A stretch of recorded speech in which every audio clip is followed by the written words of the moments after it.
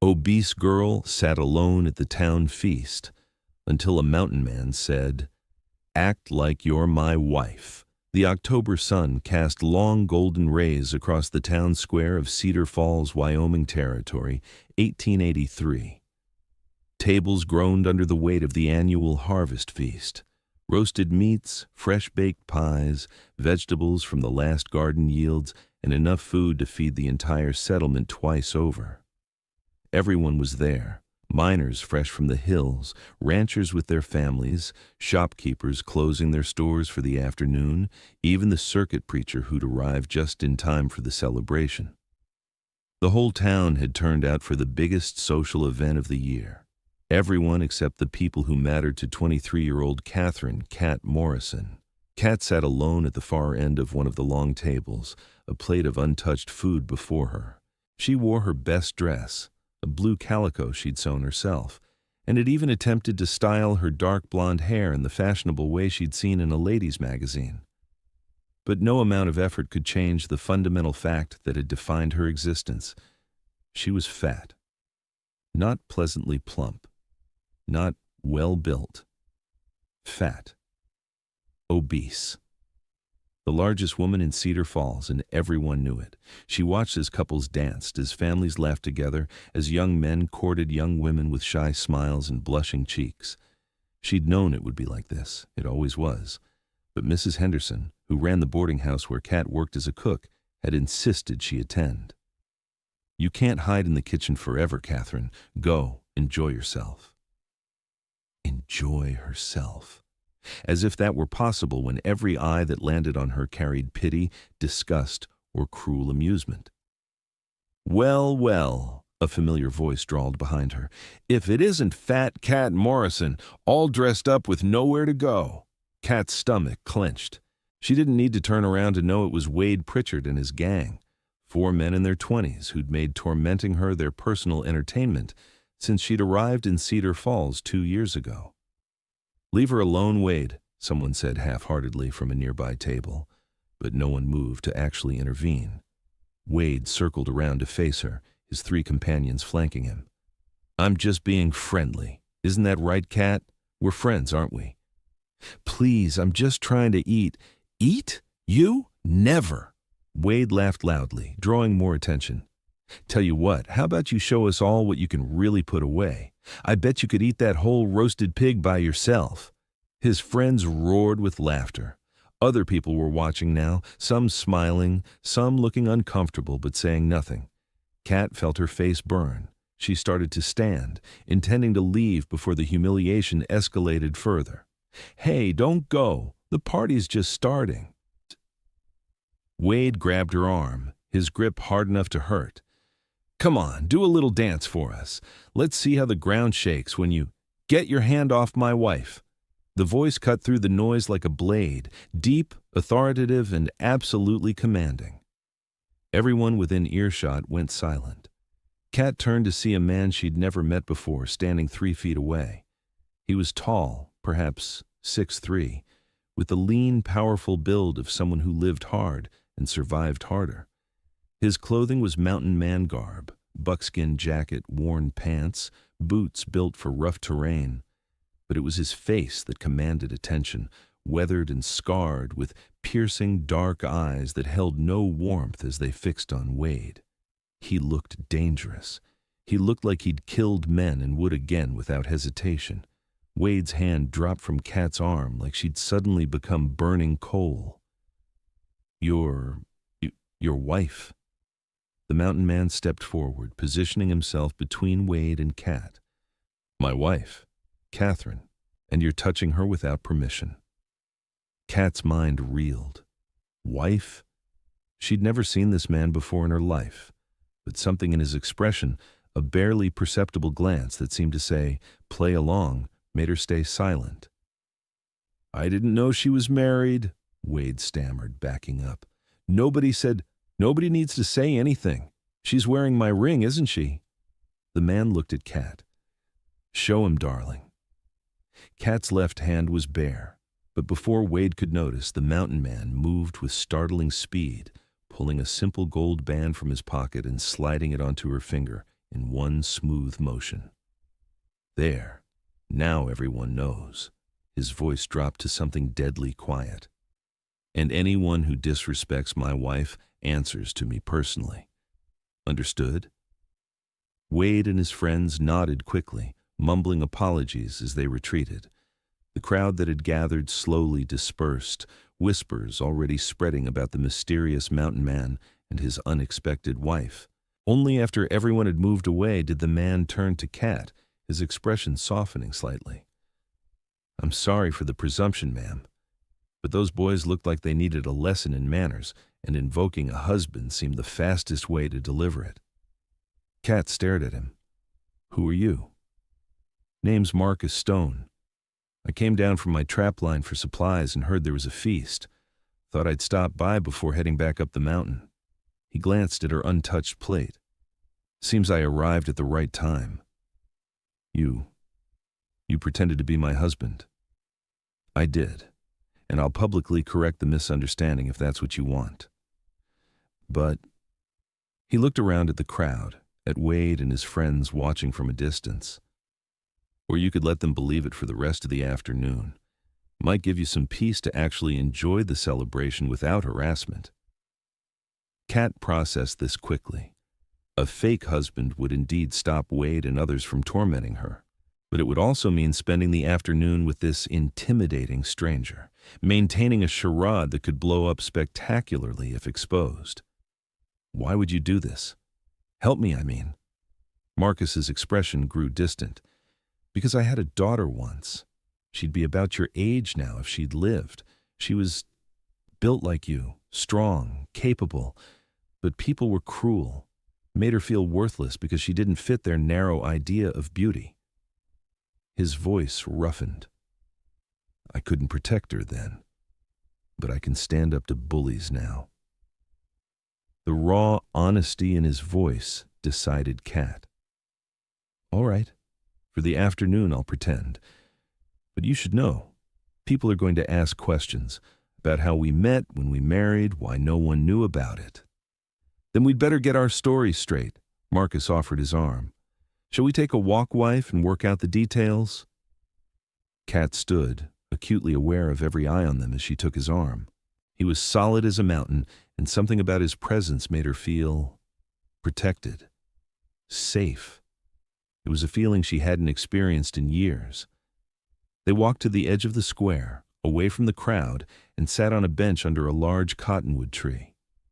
From this vantage point, they could see the celebration continuing, but were far enough away for private conversation. "So," Marcus said, his tone businesslike, "how long have we been married?" "We should keep it simple, close to truth where possible." Kat thought for a moment. "You came through Cedar Falls 3 months ago for supplies. We met at the general store. You were buying what a mountain men buy. Flour, coffee, ammunition, tobacco, salt. Practical items." "Right. We met at the store. What was I doing?" "Buying fabric for a dress, this dress." Marcus gestured to her blue calico. "I noticed you were precise with measurements, efficient with your selections, showed intelligence and practical thinking." Kat blinked. No one ever commented on her intelligence. "And then?" "We talked. You asked about the mountains. You'd always wanted to see them. I offered to show you the valley where I trap. We took a ride up there, spent the afternoon talking." His voice was steady, creating the story as naturally as if it were truth. "I came back the next month, and the month after. On my 3rd visit, I asked you to marry me. You said yes. We married quietly with just the preacher and 2 witnesses because we knew the town would disapprove of a sudden marriage." "Why would they disapprove?" "Because I'm a rough mountain man, and you're a respectable woman working at the boarding house. Social mismatch." He glanced at her. "Also because people are small-minded about who they think deserves happiness." The story was good, believable, and the way Marcus told it, with such conviction, almost made Kat believe it herself. "What happens when you leave?" she asked quietly. "When people realize you're not actually my husband?" "We can handle that when it comes. For today, You get to enjoy a celebration without being tormented. That's worth a little awkwardness later." Before Kat could respond, Mrs. Henderson approached, her expression a mixture of shock and delight. "Catherine, you're married? Why didn't you tell me?" Marcus stood politely. "Ma'am, Marcus Stone, and the blame's entirely mine. I insisted we keep it quiet until I could build proper accommodations for Catherine at my mountain cabin. Didn't want folks thinking she was living in rough conditions."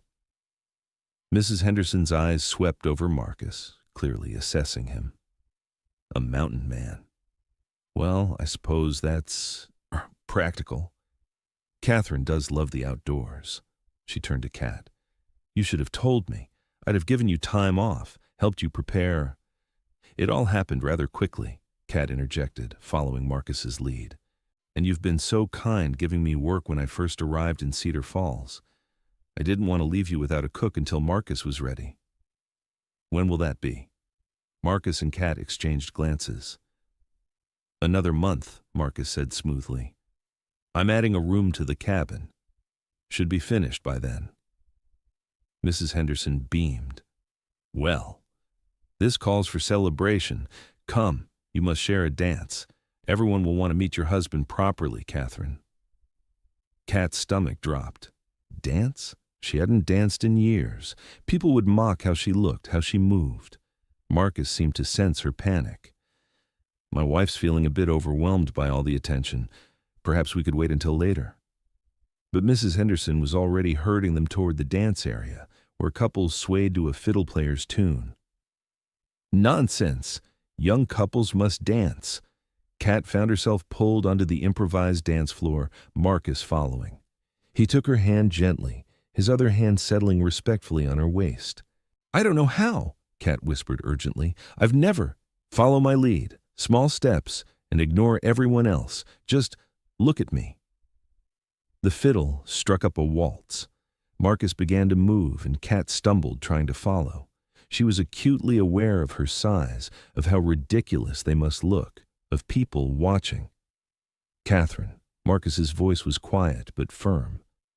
"Look at me." She met his dark eyes and found them steady, calm, holding no judgment. "Small steps. Left, right, turn. That's all it is. You can do this." And somehow she could. Marcus led with such confidence that she found herself following naturally. They weren't graceful. Kat was too nervous, Marcus too unused to social dancing. But they moved together, and slowly Kat realized something remarkable. No one was laughing. People were watching, yes, but with curiosity rather than mockery. Because Marcus Stone, this dangerous-looking mountain man, was treating her like she was precious, like she mattered.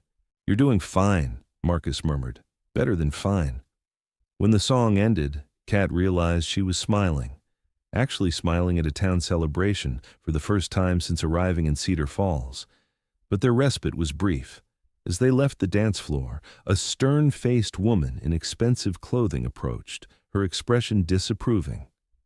"Mr. Stone, I'm Constance Patterson, chairwoman of the Ladies' Improvement Society. I couldn't help but notice your announcement, that Catherine Morrison is your wife." "That's correct, ma'am." "How peculiar. Because Catherine has worked at Mrs. Henderson's boarding house for 2 years, without any mention of a beau, let alone a husband. And you appear to be a transient mountain man with no permanent residence in Cedar Falls. The whole situation seems highly irregular." Mrs. Patterson's implication was clear. She thought the marriage was fake, or worse, that Kat and Marcus were engaged in something improper. Marcus's expression hardened.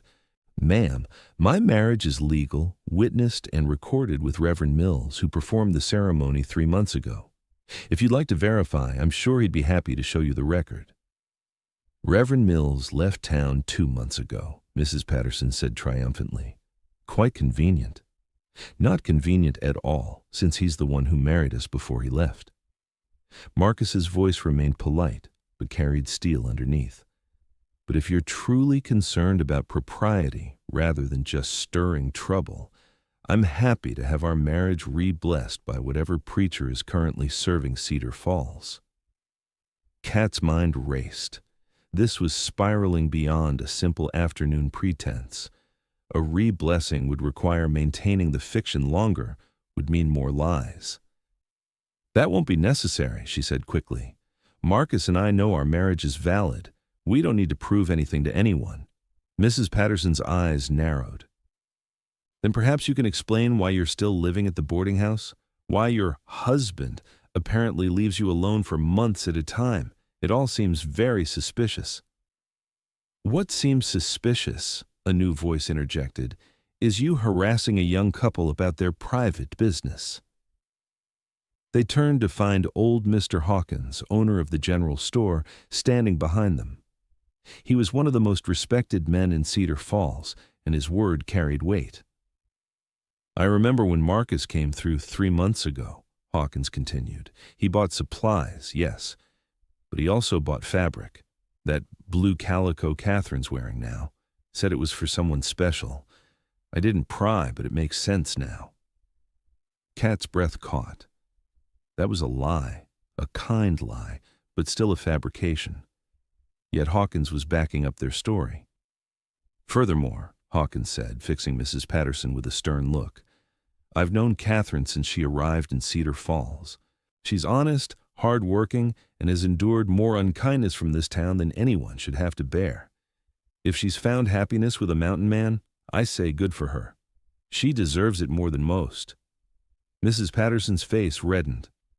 Well, I was simply concerned about minding your own business, which you should get back to doing.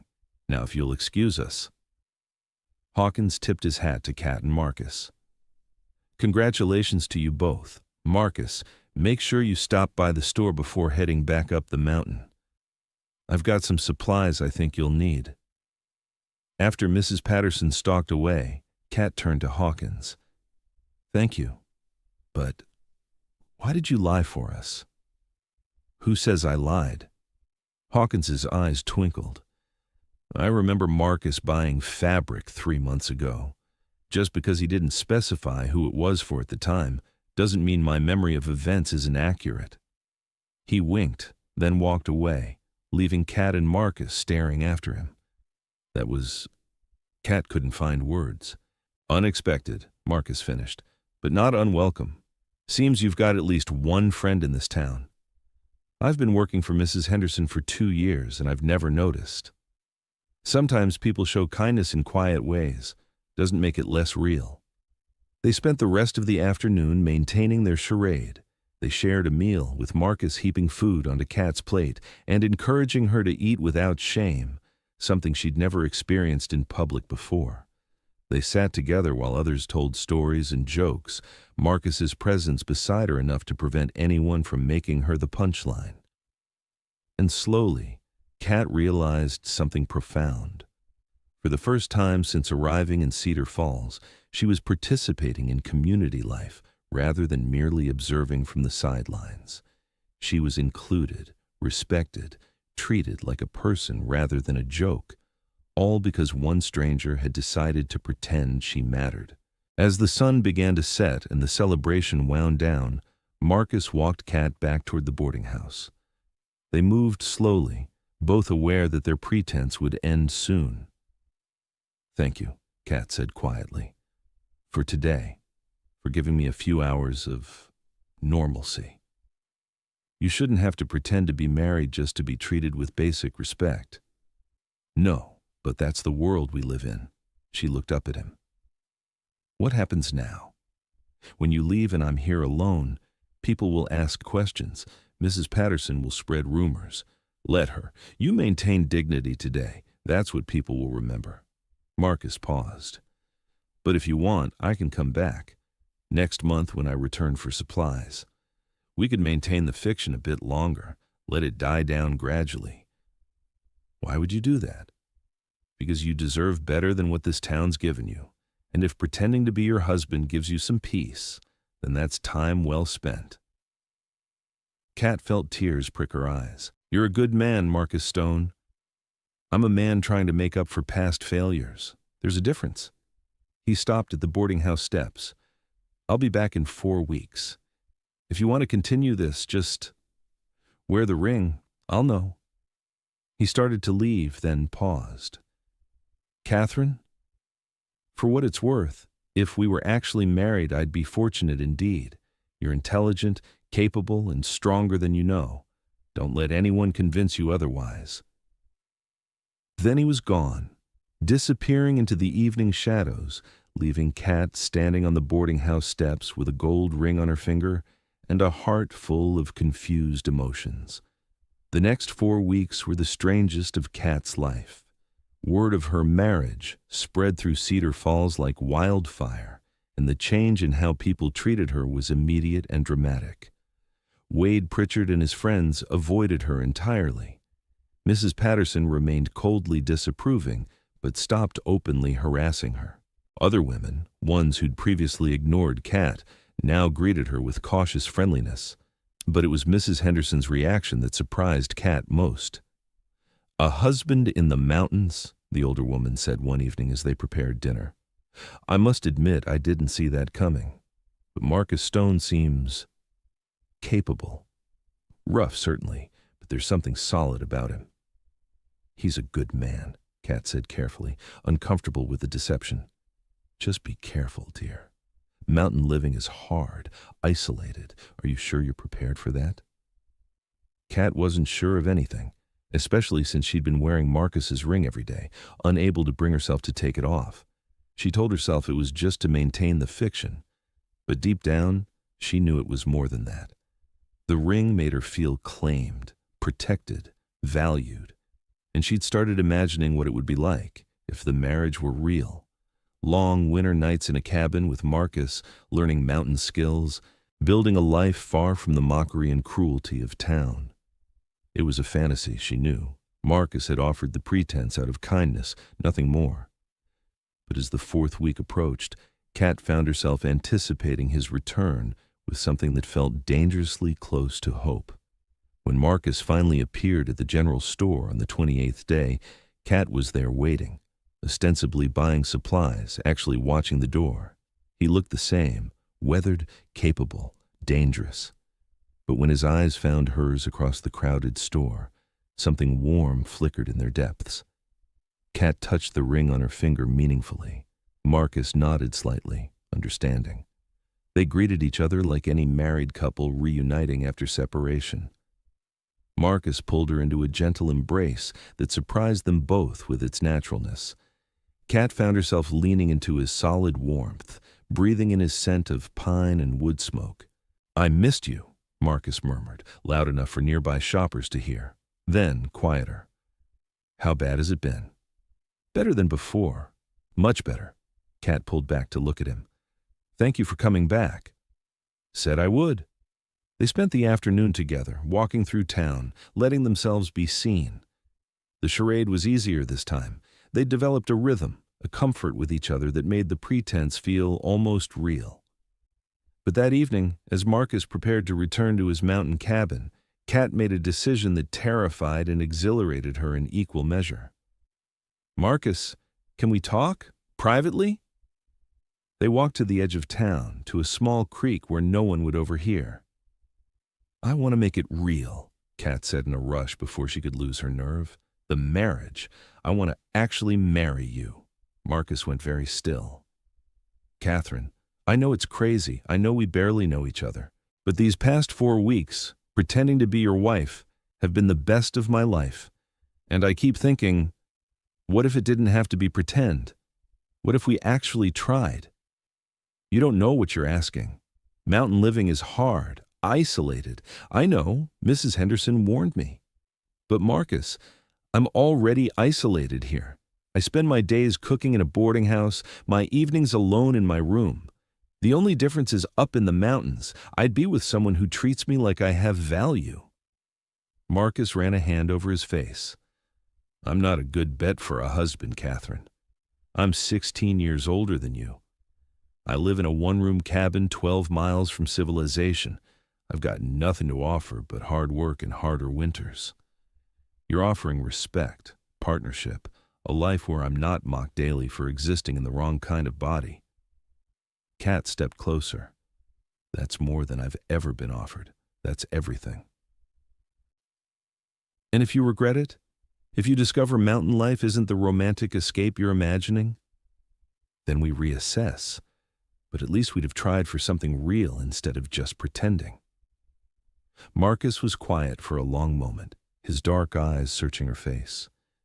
You're certain, more certain than I've ever been about anything. Then, yes, we'll make it real. But Catherine, I need you to understand something. He took her hands. I can't promise romance. I can't promise to be a perfect husband. But I can promise honesty, respect, and partnership. If that's enough, it's more than enough. They married for real the next day with the traveling preacher and Mr. Hawkins as witness. The ceremony was brief, the vows simple. But when Marcus slipped the ring onto Kat's finger this time, it stayed.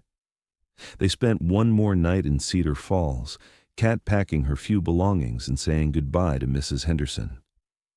Are you sure about this? The older woman asked, tears in her eyes. I'm sure. Then be happy, Catherine. You deserve happiness.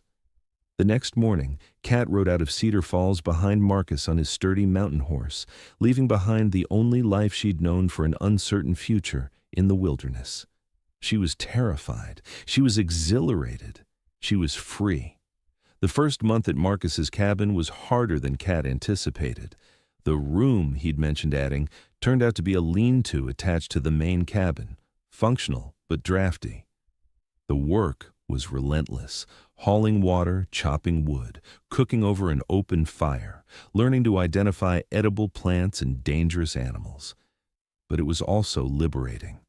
There was no one to mock her size as she hauled water from the creek, no one to make cruel comments when she ate heartily after a hard day's work. Just Marcus, who treated her efforts with appreciation and taught her mountain skills with patience. They fell into an easy partnership. Marcus handled hunting and heavy labor. Kat managed the cabin, prepared meals, and learned to cure hides and preserve food. In the evenings, they'd sit by the fire, Marcus reading aloud from his small collection of books while Kat mended clothes. It was comfortable, pleasant, everything Kat had hoped for. Except for one thing, the emotional distance Marcus maintained. He was unfailingly kind, always respectful, consistently helpful. But he never touched her beyond practical necessity, never showed affection beyond companionable warmth.